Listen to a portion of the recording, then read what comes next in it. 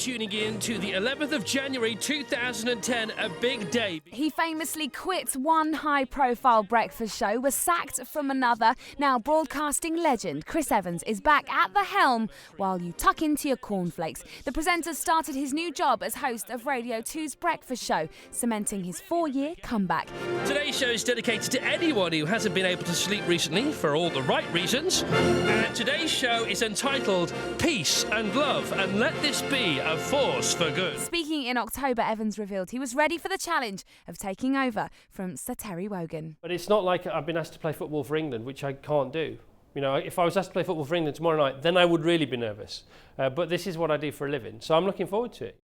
Chris began his radio career at the tender age of 17 as Timmy Mallett's sidekick at Manchester's Piccadilly Radio. His first stint at getting up early came with TV show The Big Breakfast, and with it came national celebrity status for Evans and his co-presenter Gabby Roslin. The show was a massive hit for Channel 4, and the pair are still firm friends. Chris he knows what people are thinking.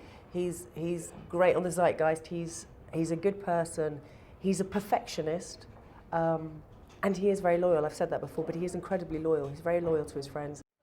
After 2 years on the programme, he left to set up his own teleproduction company, which brought us Don't Forget Your Toothbrush and hit show TFI Friday. He took over the Radio 1 breakfast show in 1995, but quit in 97 when bosses wouldn't give him Fridays off to prepare for his evening telly show.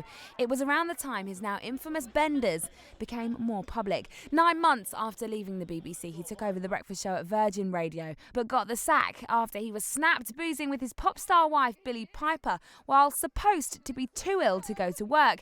Evans took a back seat after Virgin. He produced some TV shows, none of which were as successful as his other telly efforts, and then disappeared from public life until his return to radio in 2005. 4 years later, and he's now taken over from Sir Terry Wogan at Radio 2 on the most popular radio show in the country.